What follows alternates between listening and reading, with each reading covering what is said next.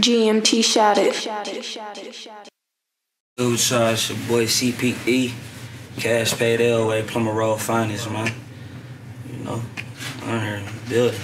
So where you from? I'm from the west side of Detroit. Plumber Roll, P-Rock, whatever you want to call it, you know. That's where you was born and raised? Yes, sir. And over there, shit.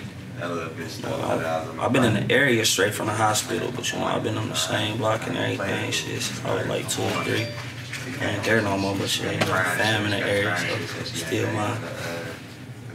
Do you still frequent the same block? Like, is it do you feel like you far enough in your career to where you can't go back to your block, or you can go back whenever you want? You know, I swear to God, I ain't even lying, man. The crazy part about it is, like, growing up in my hood, me going to visit my motherfucking cousins and shit is where I had my altercations. Like, I never grew up with altercations and shit in my hood. And still to this day, I still get love. Like, I ain't, well, even if a motherfucker is hating or is hating, like, I ain't never caught the attention. But in my particular area, like, I'm good. Like, it's still love. And even when you reach that level to where, you know, to where you riding in the Bentleys and the Mansion, you still gonna go back to the block and show love? Most definitely, man, because it's motivation and inspiration. Like, you know what I'm saying? Like, right. But you seen that interview with Boosie, right? When he was saying, you know, once you get to that certain point, you can't even go back home. Yeah. But I feel him on that. But I feel it to a certain extent. Like, you can't really go back home and just be there like how you was the first time. It's okay to go visit and, you know what I'm saying, and go ahead, but it's like, oh, I'm here, this is where I'm from. It's like, that won't work out. I don't think nobody could. Yeah, I feel you. So, how long you been rapping? Shit, I was like 15. It was something you always wanted to do? Yeah, like pretty much. Like, I played both sports.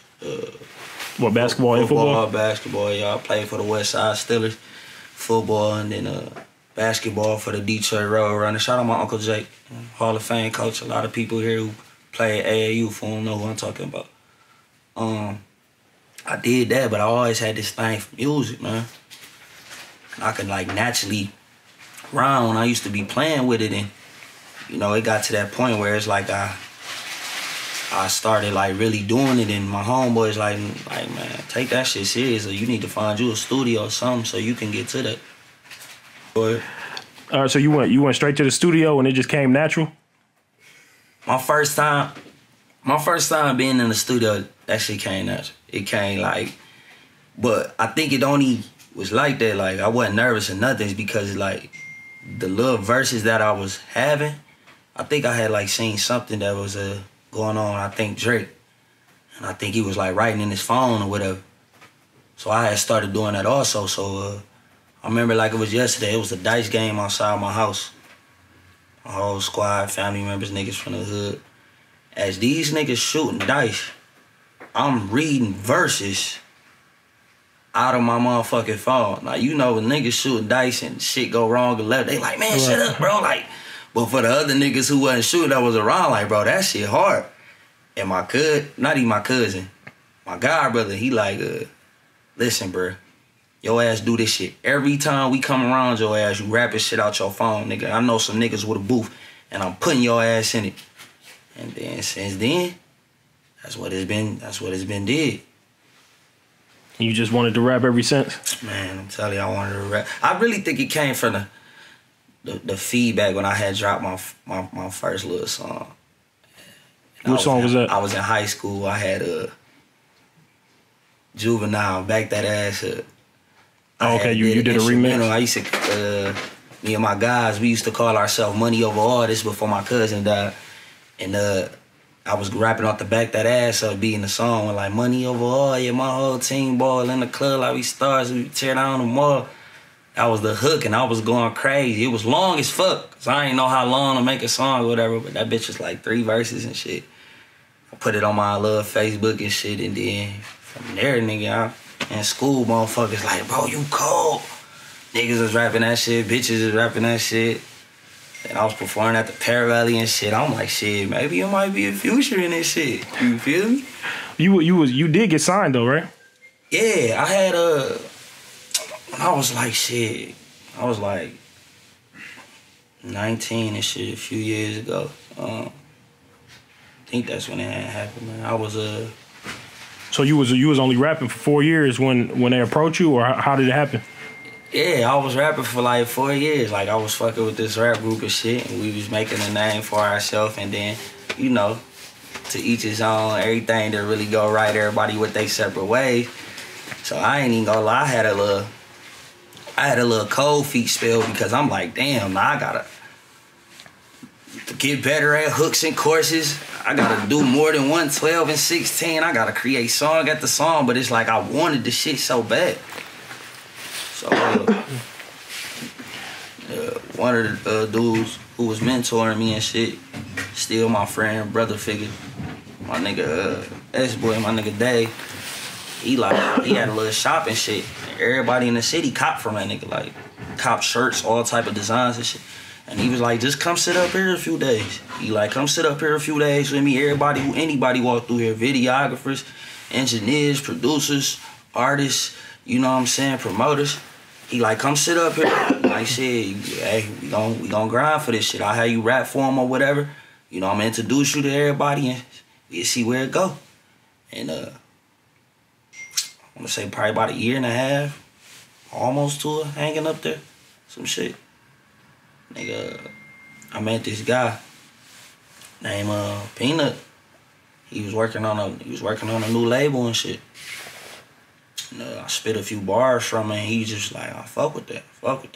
He like started coming around and everything, so I started coming around. But he liked in my energy, he liked in my vibe. You feel me? So he kind of gravitated to me on that shit and was like, look, bro, you seem humble, bro.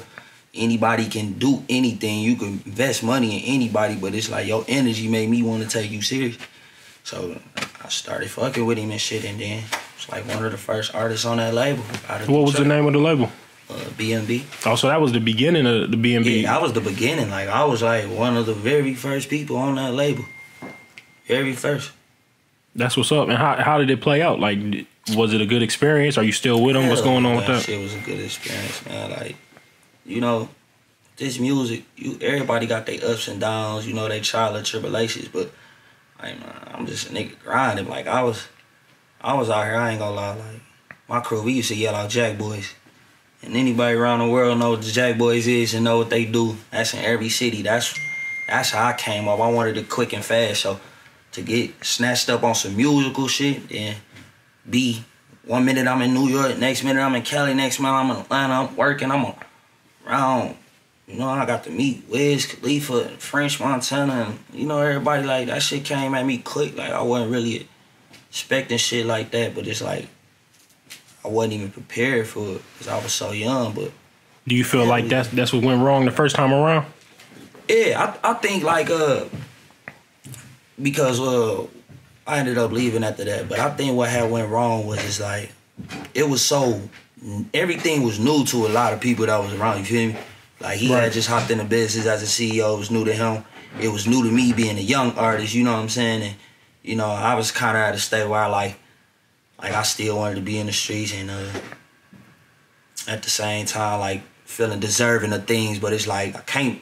You know, in life you gotta work for things. And even when you working, you still gotta work and time that by 10 because this is the next motherfucker ain't even sleeping. You feel me? Right. So it's like when you fortunate, you can't say, well, I got this, I got that, I can chill. No, nigga, you gotta still grind like you ain't got nothing, you know? So I kind of got around and like slacked a little bit. And, you know, a lot of whole little shit, but yeah, valuable lesson though. So you're back with him now? Or you talking to him? You talk to different labels? Or? We had sat down, man. We had sat down. You know, it's been what? I want to say like 5 years. That's what's up. But we had sat down, man, as men, bro. Men with trial and tribulations, you know, when came in and started it together. You know, I'm a little older, you know, he more wiser, you know, and try to put these pieces together, just see what the next move is or whatever. So we in talks about moving forward with this. You know what I'm saying? You've been recently dropping a lot of videos and a lot of music. No other labels reached out? It's been a few people talking to me, man. It's been a few people, but it's like, I don't really think it's direct. Like, it's like always like third person or somebody that's around. You know what I'm saying? Something that's going on. It's like, yeah, they aware of you or they interested or, you know what I'm saying? But they never approach you. Yeah, but it's like I haven't had nobody officially like really come towards me, but it's like it's always a source from like either the label or the camp or whatever that just putting me hip and aware, like, bro, whatever you doing, keep doing it, because like, yo, you starting to build that volume for yourself with your recognition. What do you feel it takes though? Because you said like you was rapping for 4 years, you've been through a label, like you a seasoned artist, but then you have rappers that might come in the game and drop one song and they blow, you know, they nationwide. So what do you think it takes? I told myself, shit, you know, every year motherfuckers say new me, woo, they set a goal. Right. I told myself,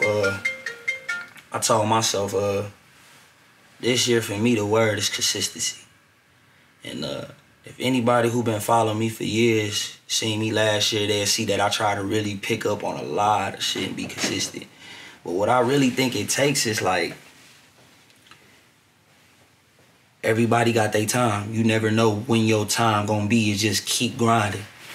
You know what I'm saying? Some dudes, they drop a song, but they get that dog-ass cosign. And that gravitate a lot more people and resources to them because of that cosign. You've been with a lot of big artists, around a lot of big artists, so a lot of cosign. Oh, yeah. Do you just think like are you looking for a cosign, or like you don't really want one? I mean, I think I'm dope. You know what I'm saying? I feel like as long as I believe in myself, you know, I could get to that level where I want to be. That's the main thing, you know, because you got to think. Music is art. It's artistic expression. Right. So when everybody paint their picture, that's like the mumble era rap. When people like, I don't like it, it probably ain't for you. That's the way they express themselves. That's their art. You may not like the lyrical music. You may not like the drill music. You may not like the metaphors and the punchlines or the dance music. To each his own.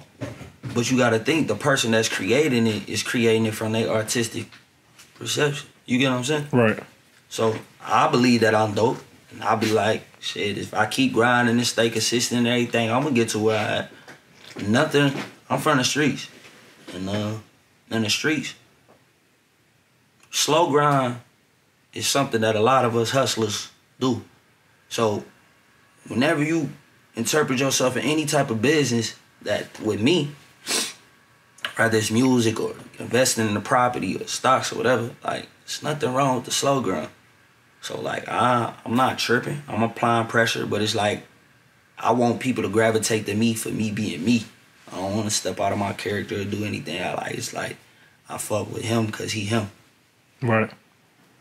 You spoke on the like the mumble rappers and everything. How you feel about that whole sound and that whole new wave that's going on? It's new. It's new. I like it. I ain't got no problem with it. You get what I'm saying? Because no matter if some people want to deny it or not, some of that shit be hard. Like, you know what I'm saying? Right. Some of it don't.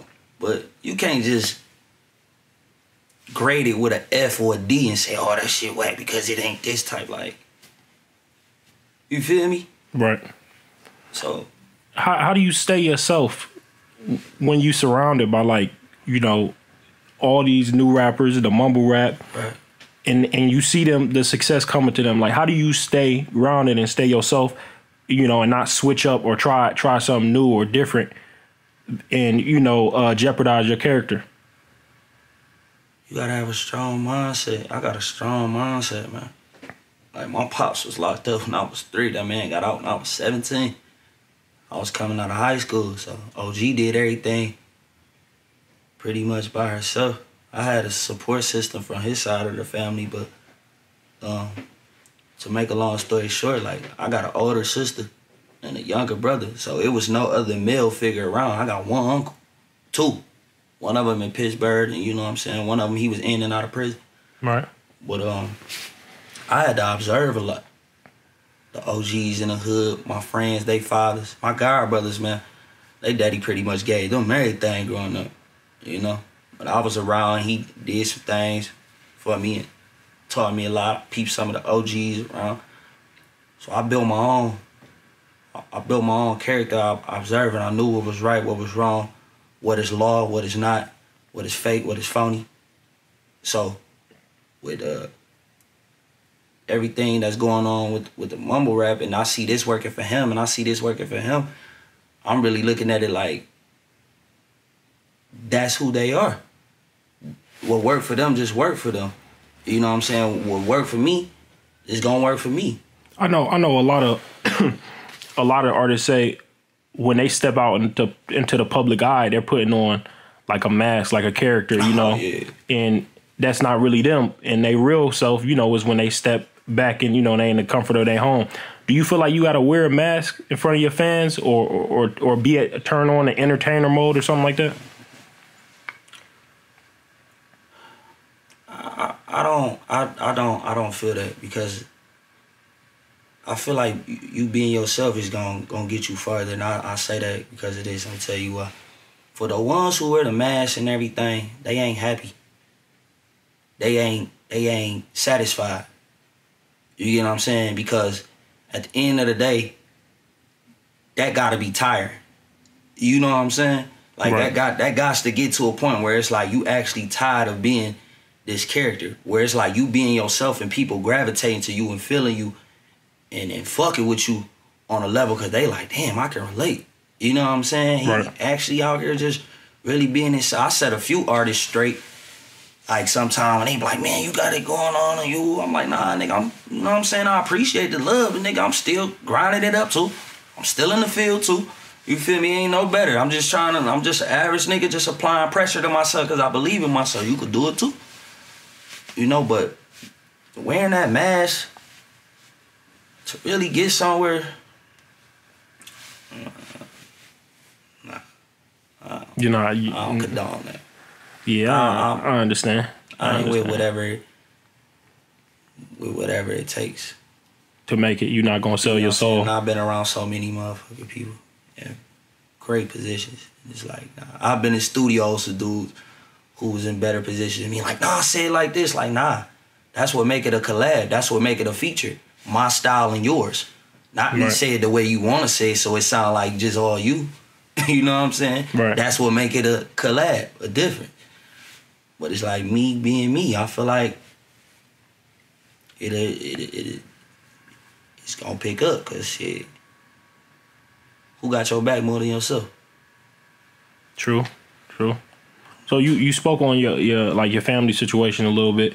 What was it like growing up in Detroit, or in the hood of Detroit? I want to say like ups and downs, man. You know, you got ups and downs. I think that's in every hood. You know, you got your violence. You know, you got some of the OGs who gon' throw a day for the kids or whatever, or the day or the firework day. You got your shootings. You know, you got days where lights off, lights on. Where you got a bed, you got to sleep on the floor. But did you have an older brother or any siblings?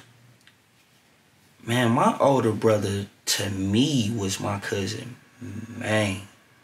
Cousin Maniac. Shout out Maniac, because one thing about man, what he always did was like try to like, and I don't even think he had no older brother, my auntie's son, but what he did was like try to always be there for us during anything. Probably didn't always have it like financially, but when he did, we had it. You know, so he was teaching us, me and my cousin, he was teaching us a lot growing up. You know, so I looked up to him.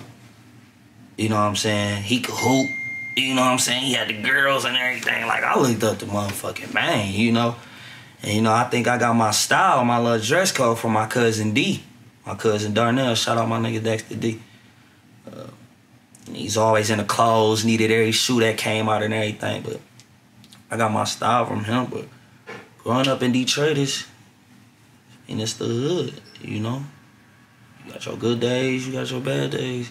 Do you feel like it was more difficult for you because you say your pops was locked up at an early age? Yeah, it was. It was. And my mama did everything. Like, my mama was the type, like, you couldn't tell her that she wasn't gonna give her son the world. You couldn't tell her that. Like, I'm talking about, it was times when as a kid, my mama grabbed me shit, and I'm like, Mom, you just grabbed me. You know what you just bought me? Like, yeah. Like, nah, I don't. Feel me? Nah, boy, nah, that's for you, my baby. You feel me? Did it make you like have to mature at an earlier age and like take on more? Hell yeah, because it's like, man, when you dealing with a single parent, man, and this why I'm there for my motherfucking boys. When your parent is a single parent and you get into like sports activities or whatever, mind you, they the main provider for you and them, your mom. You know what I'm saying? Right. I ain't got nobody to be at the sports. You know, I ain't got nobody to, be at certain events, to teach me certain shit. So I gotta observe my cousins and what they fathers done told them. You know what I'm saying? Or you know what I'm saying? Or some of the OGs in the hood. Or be out and about. Yeah, I get what you're saying. I had to. I get exactly what you're saying. So digesting, it molded me to this character. So what's next in the music? Man, listen, New Year now, and this is the thing. It's like the more you do, the more you learn. And it's like I'm learning a lot of shit. I got to drop visuals. They said they want more visuals. You know what I'm saying? They want to see me more. It's more shows. It's more vlogs. That's what I think for myself. What I really need to do, cause I came across a lot of people and they fuck with me heavy off the genuine vibe when they meet me. But it's like, I think what I'm finna start doing is giving them the inside of my life. Right. Let them get to know me a little more. You know what I'm saying? Some vlogs, see the silly side of me. How I come in the studio, how I create, what's my muse, what get me there. But that's what's next for me, just taking it up to another level and shit, Like you brought up with the BMB situation, we sat down as grown men, shout out Peanut. Have you collabed with any other artists in the city recently? MDB Vine. That's my guy right there. MDB Vine, man. Y'all need to go check that nigga out. Download that free nutty he just dropped. But another artist I look at, underrated, you know what I'm saying? But he work his ass off, just like me. I think that's why we gravitated. He work his ass off. Got some shit with him that I just dropped called I'm Hip. That's on YouTube. I got a lot of shit on the way. Some shit with JR. Just talked to Dame Dot recently. Me and NL Plaga, we finna put something together. Some more shit. That's my brother. Finna put some more shit together. Like, it's a few artists that I got like a lot of shit coming with it.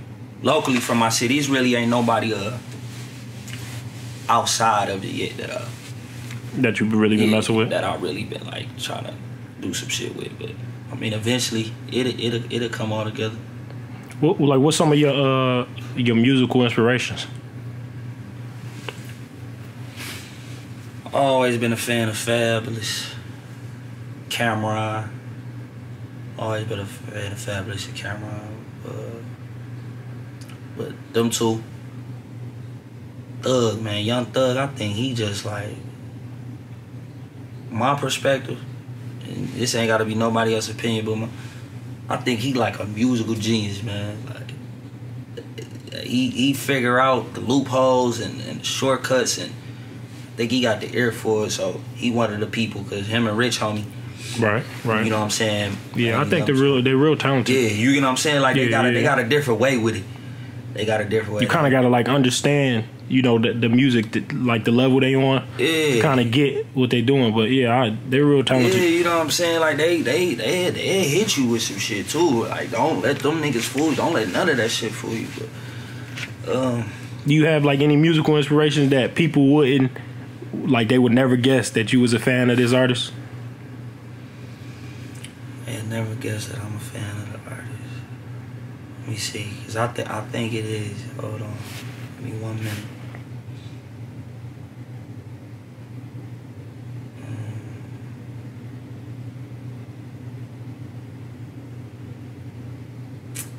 Oh, I mean, a lot of people wouldn't motherfucking say it, but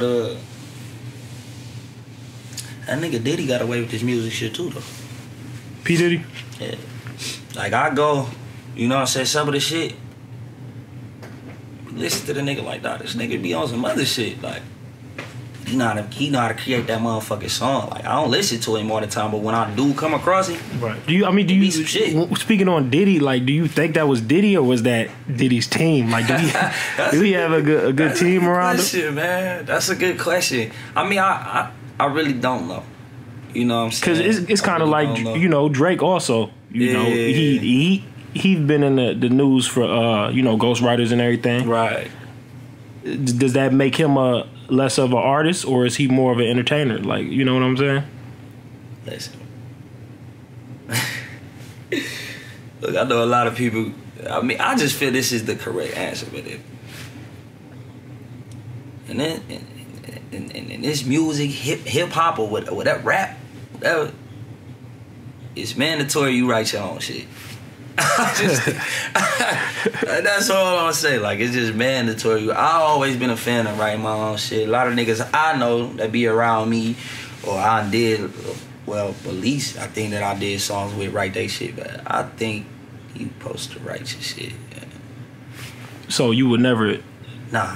The label came to you. I had songs with motherfuckers like, yeah, bro, you should do this, bro. Let me, you know, like, nah, it ain't gonna work, man.